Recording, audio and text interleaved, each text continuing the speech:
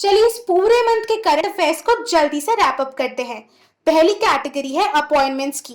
हाल ही में उत्तराखंड के नए सीएम के रूप में बीजेपी के तीरथ सिंह रावत को अपॉइंट किया गया है, जो गढ़वाल कॉन्स्टिट्यूएंसी से खड़े हुए थे।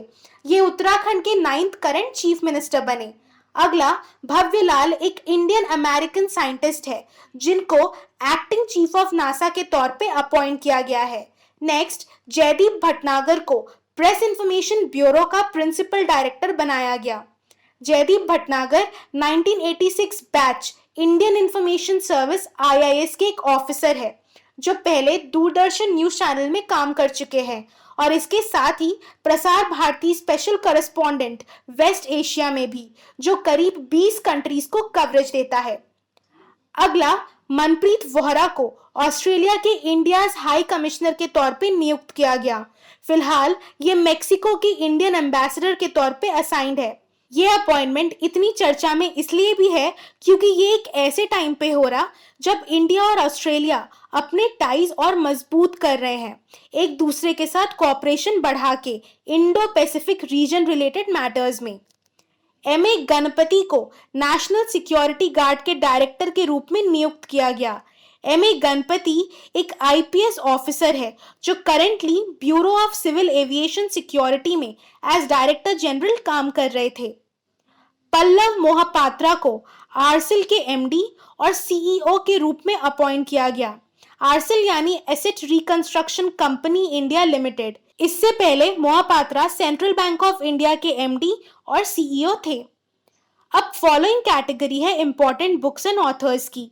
First, advantage India the story of Indian tennis, जिसे अनिंद दत्ता ने ऑथर किया है और वेस्टलैंड पब्लिकेशन ने पब्लिश। ये बुक इंडियन टेनिस की पूरी जर्नी दर्शाती है, स्पेशली डबल्स और वुमेन्स टेनिस पे फोकस करती है।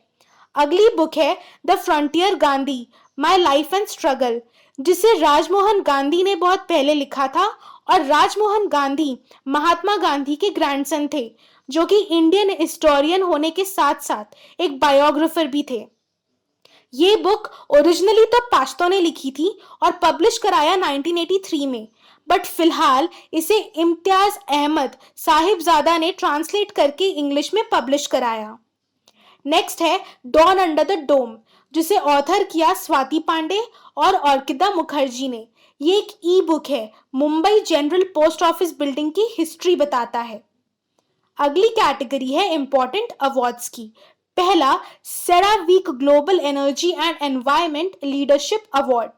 पीएम नरेंद्र मोदी इन अवार्ड्स को रिसीव करने वाले हैं एनुअल सेरावीक कॉन्फ्रेंस 2021 के दौरान। ये अवार्ड इन्हें दिया जा रहा है इनके कमिटमेंट के लिए एनर्जी और एनवायरमेंट सस्टेनेबिलिटी के रिस्पेक्ट में। ये जो इंटरनेशनल कॉन्फ्रेंस है, ये कई सारे एनर्जी इंडस्ट्री लीडर्स और एक्सपर्ट्स को साथ लाता है। अगला है गोल्डन ग्लोब अवार्ड्स। ये अवार्ड अमेरिकन और इंटरनेशनल फिल्म एक्सीलेंसेस को ऑनर करता है, जिसमें फिल्म्स की कैटेगरी में बेस्ट फिल्म से सम्मानित किया गया नोमैडलैंड को। बेस्ट डायरेक्टर बने Chloe Zhao. Best actress award से नवाजा गया रोजामंद पाइके को फॉर आई केयर अलॉट, और बेस्ट एक्टर बने Sacha Baron Cohen for Borat subsequent movie film. Next है BBC Indian sports women of the year award, जो कोनेरू हम्पी को दिया गया। वही लाइफ टाइम अचीवमेंट अवार्ड से वेटरन एथलीट अंजू बॉबी जॉर्ज को सम्मानित किया गया। अब 30th बिहारी पुरस्कार 2020 मोहन कृष्ण बोहारा को उनकी हिंदी बुक तस्लीमा संघर्ष और साहित्य के लिए दिया गया। ये 2020 अवार्ड उन 3 लिटरेरी अवार्ड्स में से एक है जिन्हें के बिरला फाउंडेशन ने 1991 में बनाया था। इस अवार्ड का नाम एक बहुत ही पॉपुलर हिंदी पोएट बिहारी के नाम पे पड़ा, जो हर साल लोगों को दिया जाता है उनके आउटस्टैंडिंग वर्क्स के लिए। नेक्स्ट कैटेगरी है इंपॉर्टेंट स्पोर्ट्स की। पहला, the all India football foundation ने अनाउंस किया कि ओडिशा इंडियन वुमेन्स लीग को होस्ट करेगा। दिन ब दिन इंडियन वुमेन्स फुटबॉल भी काफी इंटरनेशनल रिकॉग्निशन गेन कर रहा है। इनफैक्ट इसे पहली बार ऑर्गेनाइज किया गया था अक्टूबर 2016 में कटक में, जिसका मेन मोटो था औरतों को ढेरों अपॉर्चुनिटीज प्रोवाइड करना जिससे वो इजीली फुटबॉल को एज अ करियर चूज कर सके। सेकेंड, बजरंग पुनिया ने तुलगा तुमुर ओकीर को डिफीट किया 65 केजीज फाइनल फ्रीस्टाइल इवेंट में और वापस से टॉप पोजीशन हासिल की, और इस इवेंट को रोम में ऑर्गेनाइज किया गया था। नेक्स्ट, क्रिकेटर मिथाली राज पहली ऐसी इंडियन वुमेन क्रिकेटर बनी जिसने 10,000 इंटरनेशनल रन्स सभी क्रिकेट फॉर्मेट्स में पूरे किए, यानी इंटरनेशनल लेवल पे ये सेकेंड वुमेन क्रिकेटर है जिन्होंने 10,000 रन्स पूरे किए। Indian wrestler Vinesh Phogat women's 53 KG category में गोल्ड मेडल हासिल कर चुकी है।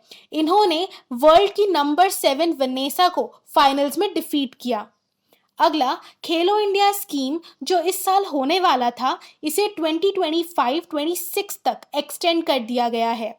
इस स्कीम को इंडिया में स्पोर्टिंग कल्चर को बढ़ावा देने के ऑब्जेक्टिव से लॉन्च किया गया था। 2021 युगांडा इंटरनेशनल बैडमिंटन टूर्नामेंट में इंडिया के वरुण कपूर और मालविका बंसोद ने मेंस और वुमेन सिंगल्स टाइटल्स हासिल किए हैं। अब बढ़ते हैं अगले कैटेगरी की तरफ, जो कि है इंपॉर्टेंट रैंकिंग्स की। पहला, हुरुन ग्लोबल रिच लिस्ट के अंदर टॉप 3 बिलियनर्स बने एलॉन मस्क, जेफ बेजोस और Bernard Arnault. Hurun global rich list 2021 के 10th एडिशन को रिलीज किया गया, जिसमें 3,228 बिलियनर्स, 2,402 कंपनीज और 68 कंट्रीज से रैंक किए। इंडिया से जिन बिलियनर्स ने इस लिस्ट में रैंक किया वो थे मुकेश अंबानी, अपूर्वा मेहता, गौतम अदानी, शिव नाडर, लक्ष्मी एन मित्तल और साइरस पूनावाला। अगला है ईज ऑफ लिविंग इंडेक्स के बारे में, जिसे बेंगलुरु ने टॉप किया। इस इंडेक्स को ministry of housing and urban affairs अपने असेसमेंट टूल के तौर पे यूज करती है इवैल्यूएशन के लिए। दरअसल इस इंडेक्स से लाइफ की क्वालिटी और ढेरों इनिशिएटिव से एक शहर के अर्बन डेवलपमेंट पे क्या असर पड़ा, ये फैक्टर ये इंडेक्स डिटरमाइन करता है। Next, ministry of housing and urban affairs ने म्यूनिसिपल परफॉर्मेंस इंडेक्स की फाइनल रैंकिंग्स रिलीज की, जिसे इंदौर के म्यूनिसिपल कॉर्पोरेशन ने टॉप किया, फॉलोड बाय सूरत और भोपाल। इस रैंकिंग ने म्यूनिसिपैलिटीज को 2 कैटेगरीज में बांटा है, मिलियन प्लस कैटेगरी और लेस देन मिलियन कैटेगरी। ये इंडेक्स म्यूनिसिपैलिटीज को बेहतर तरीके से अपने शहरों के लिए काम करने में मदद करेगा। अगला, यूनाइटेड नेशंस एनवायरनमेंट प्रोग्राम यानी यूएनईपी और रैप ने फूड वेस्ट इंडेक्स रिपोर्ट 2021 को रिलीज किया, जो एक कंट्री में कितना खाना वेस्ट किया जाता है इसे एनालाइज करेगा। इस रिपोर्ट के हिसाब से 931 मिलियन टन से भी ज्यादा खाना 2019 में दुनिया भर में वेस्ट हुआ है। इंडिया में तो करीब करीब 50 KG per capita per year waste होता ही है। अगला, यूएन वर्ल्ड हैप्पीनेस रिपोर्ट 2021 के हिसाब से सबसे हैप्पी कंट्रीज है Finland, Iceland, Denmark, Switzerland, Netherlands और स्वीडन, और बॉटम 5 कंट्रीज है अफगानिस्तान, जिम्बाब्वे, रवांडा, बोत्सवाना और लेसोटो। इंडिया का रैंक इस इंडेक्स में अच्छा नहीं है और इंडिया 139th पोजीशन पर रैंक कर रही out of 149 countries. Next, economic freedom index of 2021, जिसे सिंगापुर ने टॉप किया है, वो भी second time. The heritage foundation ने रिसेंटली इस इंडेक्स को लॉन्च किया। इस कोविड-19 पैंडेमिक के टाइम पे पहली बार इस इंडेक्स को पब्लिश किया गया। इस इंडेक्स में इंडिया की रैंकिंग 26th है आउट ऑफ 40 और इंडिया का स्कोर है 56.5 पॉइंट्स। फॉलोइंग कैटेगरी है इंपॉर्टेंट गवर्नमेंट इनिशिएटिव्स की। पहला है मेरिटोरियस गर्ल्स के लिए जम्मू एंड कश्मीर द्वारा लॉन्च की गई सुपर 75 स्कॉलरशिप स्कीम। इस स्कीम का मेन ऑब्जेक्टिव है लड़कियों के बीच एजुकेशन और एंटरप्रेन्योरशिप को प्रमोट करना। स्पेशली अगर कोई लड़की किसी पुअर फैमिली से बिलोंग करती है तो इस स्कीम के तहत उसे एजुकेशन प्रोवाइड की जाएगी। सेकेंड है startup Indian seed fund scheme के बारे में। इस स्कीम को आने वाले 4 साल के लिए अप्रूव कर दिया गया।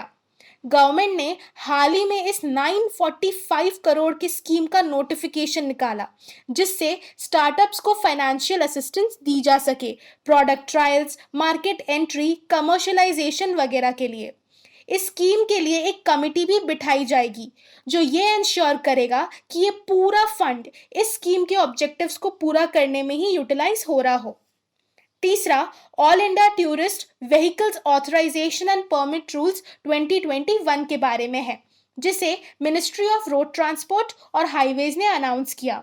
टूरिज्म बढ़ाने के पर्पस से और स्टेट की रेवेन्यू बढ़ाने के पर्पस से भी। इस स्कीम के तहत कोई भी tourist vehicle operator online permit पाने के लिए अप्लाई कर सकता है और इसके साथ ही ऑथराइजेशन और परमिट देने के मामले में ये स्कीम काफी फ्लेक्सिबिलिटी प्रोवाइड करेगा।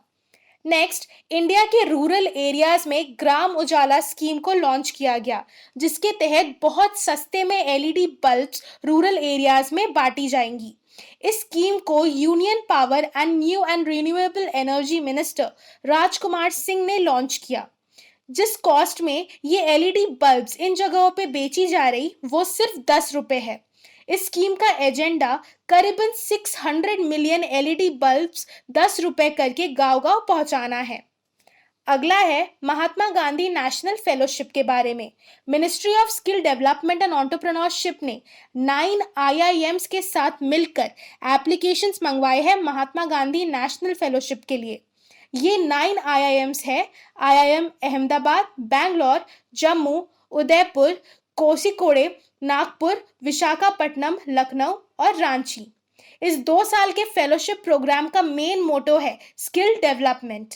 इस प्रोग्राम के लिए एलिजिबल होने के लिए आपका इंडियन सिटीजन होना और 21 से 30 साल के एज ग्रुप में होना और इसके साथ ही किसी रिकॉग्नाइज्ड कॉलेज से ग्रेजुएशन डिग्री का होना बहुत ज़रूरी है। तो ये तो हो गए मार्च महीने के कुछ इंपॉर्टेंट करंट अफेयर्स। ऐसे ही और भी इंपॉर्टेंट अपडेट्स पाते रहने के लिए आप हमारे चैनल को सब्सक्राइब कर सकते हैं और हमारे करंट अफेयर्स के कोर्स को एनरोल भी कर सकते हैं।